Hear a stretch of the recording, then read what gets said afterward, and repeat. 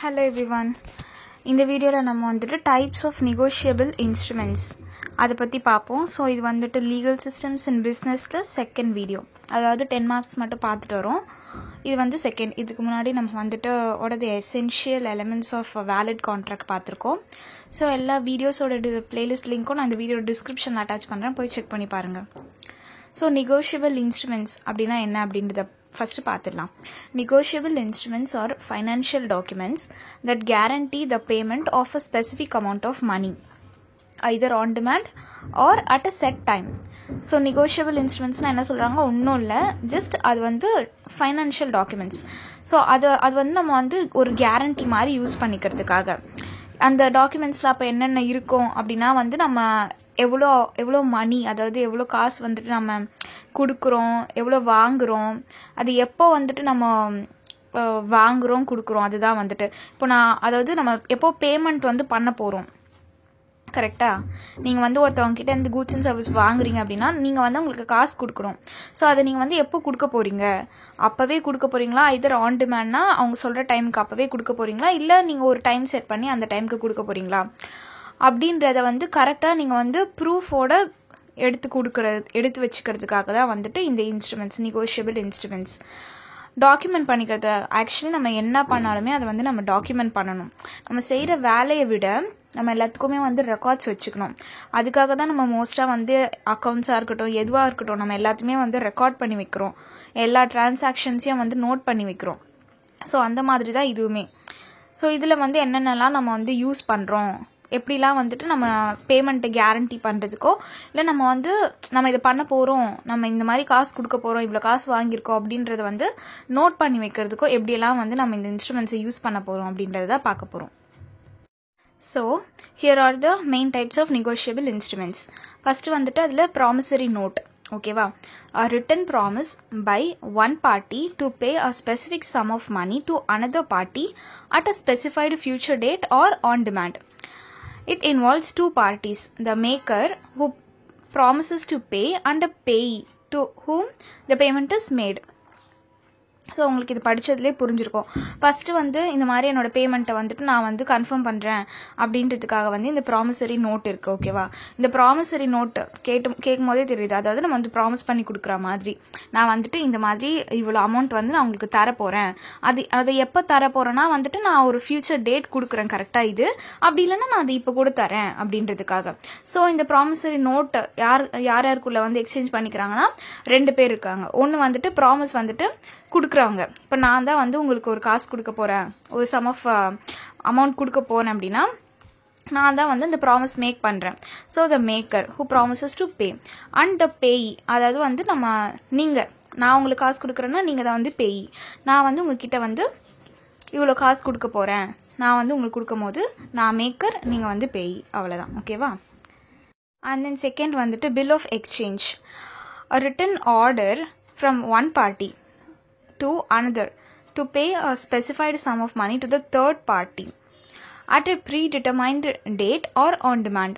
It involves 3 parties and is often used in international trade. இதுவுமே வந்து ஒன்றும் இல்லை. இப்போ நான் வந்து உங்களுக்கு காசு தரேன். ஓகேவா? ஃபர்ஸ்ட் சினாரியோவில் வந்து, அதாவது ப்ராமிசரி நோட்டில் நான் வந்து உங்களுக்கு காசு தரேன். ஸோ 2 பேர் தான் இருக்கும். ஓகேவா? டேரெக்டாக நான் உங்களுக்கு ப்ராமிஸ் பண்ணுறேன், நீங்கள் வந்து உங்ககிட்ட நான் கொடுக்க போகிறேன்னு. பட் இதில் எப்படின்னா, ஃபர்ஸ்ட்டு நான் வந்து இந்த ட்ராயர் அப்படின்னு கொடுத்துருக்காங்களா, நான் தான் வந்து காசு தர போகிறேன். பட் நான் வந்து யாருக்கு இந்த செக் எழுதி கொடுக்குறேன்னா இன்னொருத்தருக்கு, நடுவில் இன்டர்மீடியட் பார்ட்டி மாதிரி ஒருத்தர் இருக்காரு, அவர்கிட்ட வந்துட்டு நான் சொல்கிறேன். ஸோ அவர் வந்து அந்த காசு எடுத்து உங்களுக்கு தருவார், அவ்வளோதான். ஓகேவா? ஸோ இதில் 3 பேர் இருக்காங்க. தேர்ட் வந்துட்டு செக் கொடுக்கறது. a specific type of a bill of exchange that is drawn on a bank. It instructs the bank to pay a specified sum of money to the person or entity named on the check. Checks can be categorized as bearer or order checks depending on how they can be transferred.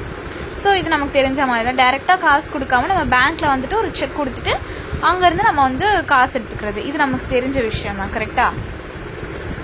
And then fourth வந்துட்டு certificate of deposit, சிடின்னு சொல்கிறது. a written acknowledgement from a bank that it has received a specific amount of money from a depositor promising to pay back the principal amount along with interest as a specified future date. எல்லாத்துக்குமே வந்து நமக்கு தெரியும், நம்ம FD இந்த மாதிரிலாம் கேள்விப்பட்டிருப்போம். இப்போ உங்ககிட்ட வந்துட்டு ஒரு 1.5 லட்ச ரூபாய் இருக்கு அப்படின்னா நீங்க அதை வந்து அந்த இப்போ இங்க வந்து சிடின்னு மென்ஷன் பண்ணிருக்காங்க, சர்டிபிகேட் ஆஃப் டெபாசிட்னு. இந்த அக்கௌண்ட்ல வந்து நீங்க போட்டுட்டீங்க அப்படின்னா பேங்க் வந்துட்டு உங்களுக்கு வந்து ஒரு இது மாதிரி கொடுத்துரும், அக்னாலஜ்மெண்ட் மாதிரி கொடுத்துருவாங்க, ரிட்டன் அக்னாலஜ்மெண்ட். ஸோ உங்க 1.5 லட்ச ரூபாய் போட்டதுக்கு அப்புறமா ஒரு ஸ்பெசிபிக் பீரியட் அப்புறம் ஒரு 5 இயர்ஸ்னா அதுக்கப்புறமா அந்த 1.5 லட்ச ரூபாய்க்கு எவ்வளோ இன்ட்ரெஸ்ட் வருதோ ஒரு 40,000 வச்சுக்கோங்க. ஸோ அதோடு சேர்த்து உங்களுக்கு பே பேக் பண்ணும்போது 1,90,000 கிட்ட உங்களுக்கு வரும். ஸோ இதுதான் வந்துட்டு சர்டிஃபிகேட் ஆஃப் டெபாசிட். ஓகேவா? இப்போ பேங்க்குக்கு நீங்கள் வந்து காசு கொடுக்குற மாதிரி, ஸோ பேங்க் வந்து அதை யூஸ் பண்ணிட்டு உங்களுக்கு இன்ட்ரெஸ்டோட மறுபடியும் தரது தான். ஓகேவா? அண்ட் தென் 5th வந்துட்டு draft. Similar to the bill of exchange, a draft is an order from one party to another to pay a certain amount. It is commonly used in international trade transactions and can be either cites a draft payable on demand or time drafts payable at a future date. So இதுவும் similar அதே மாதிரி தான். 2 பேர் இருக்காங்கன்னா நான் உங்ககிட்ட வந்து காசு கேட்குறேன் அப்படின்னா வந்துட்டு இந்த மாதிரி பில் ஆஃப் எக்ஸ்சேஞ்ச் மாதிரி தான், இந்த காசை வந்து இந்த அமௌண்ட் வந்து நான் கேட்குறேன். ஸோ அதை வந்து நீங்கள் அந்த டைம்லேயே கொடுக்கலாம், ஆன் டிமாண்ட்லேயும் கொடுக்கலாம், இல்லை வந்து டைம் டிராஃப்ட்னா இந்த டைமுக்கு வந்து ஃபியூச்சர் டேட்க்கு வந்து நீங்கள் இது கொடுத்துருங்க அப்படின்னு சொல்கிற மாதிரி வச்சுக்கலாம். அந்த நெக்ஸ்ட் வந்துட்டு மணி ஆர்டர். இது நம்ம நிறைய இடத்துல கேள்விப்பட்டிருக்கோம், கரெக்டாக? A prepaid negotiable instrument issued by a financial institution allowing the sender to pay a specific sum to a designated recipient. Money orders are often used when a person does not have a bank account. இந்த மாதிரி முன்னாடி இதுக்கெல்லாம் நமக்கு check இருக்குது, இல்லை நம்ம ஏதாச்சும் deposit பண்ணுறோம், இது எல்லாத்துக்குமே நமக்கு வந்து பேங்க் அக்கௌண்ட் தேவை. ஸோ மணி ஆர்டர் பண்ணும்போது என்ன பண்ணும், இப்போ உங்ககிட்ட காசு இருக்குது பட் உங்ககிட்ட வேறு எந்த அக்கௌண்ட்ஸும் கிடையாது. ஸோ நீங்கள் டேரெக்டாக வந்துட்டு ஒரு தேர்ட் பார்ட்டி இன்ஸ்டியூஷன் கிட்ட போயிட்டு, ஃபைனான்ஷியல் இன்ஸ்டியூஷன் கிட்ட போயிட்டு உங்கள் காசு கொடுக்குறீங்க. சே ஃபார் எக்ஸாம்பிள் ஒரு 5,000 உங்ககிட்ட இருக்குது, நீங்கள் வந்து அதை இன்னொருத்தருக்கு கொடுக்கணும், பட் உங்ககிட்ட எந்த அக்கௌண்ட்டும் இல்லைனா நீங்கள் டேரெக்டாக உங்ககிட்ட போயிட்டு அந்த ஃபைனான்ஷியல் இன்ஸ்டியூஷன் கிட்ட போயிட்டு 5,000 கொடுத்துட்டு இதை நீங்கள் வந்து அவங்க பேருக்கு ட்ரான்ஸ்ஃபர் பண்ணிடுங்க அப்படின்னு சொல்லிடலாம். ஸோ அவங்க வந்து அந்த காசை அவங்களுக்கு வந்து மாற்றி விட்டுருவாங்க. இதுதான் வந்து மணி ஆர்டர். இதுக்கு நமக்கு எதுவுமே வந்து ஸ்பெசிஃபிக்காக நம்ம பேங்க்கில் வந்துட்டு எதுவும் பெருசாக வந்து இன்ட்ராக்ட் பண்ணணும், பேங்க் அக்கௌண்ட் இருக்கணும் அப்படின்ற இது கிடையாது. ஓகேவா? அண்ட் தென் 7th வந்துட்டு travellers check. A pre-printed check for a fixed amount that can be used as a form of payment. They are often used by travelers as a secure way to carry money. இதில் வந்து already நம்ம வந்து அப்போ தான் வந்து நம்மளோட amount வந்து fill பண்ணோன்னு இல்லை, ஆல்ரெடி நமக்கு வந்து ஒரு ஃபிக்ஸ்டு அமௌண்ட் அங்கே இருக்குது. ஸோ நம்ம அது எப்போ வேணுமோ நம்ம அது பேங்க்கில் கொடுத்து நம்ம காசு எடுத்துக்கிற மாதிரி தான். ஓகேவா? ஸோ நெக்ஸ்ட் வந்துட்டு bond. A debt security issued by corporations or governments that promises to pay the holder a specified amount of interest over a defined period and to repay the principal amount at maturity.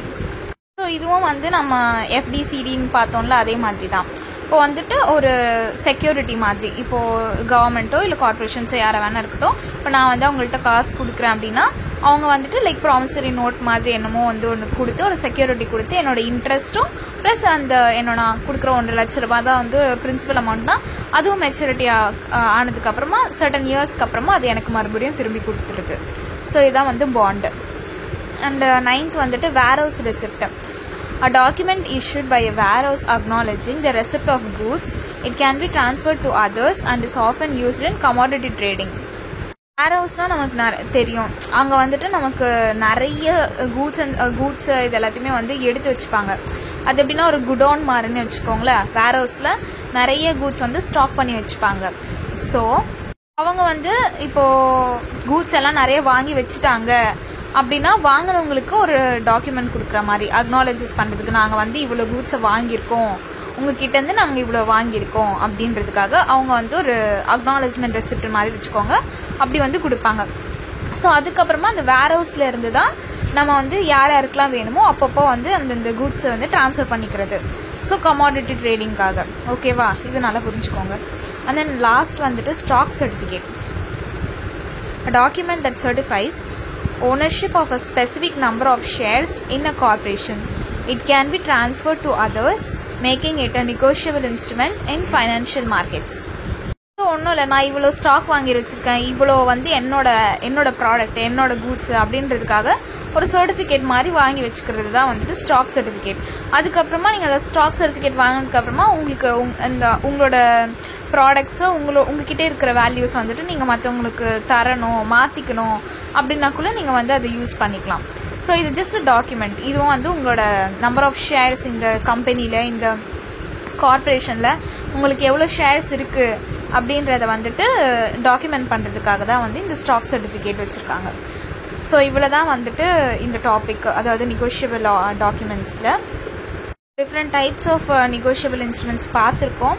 So 10 தான் இருக்குது. மறுபடியும் ஒரு வாட்டி வந்து நீங்கள் at least அந்த டாபிக்ஸாவது பார்த்துக்கோங்க, sub டாபிக்ஸாவது பார்த்துக்கோங்க.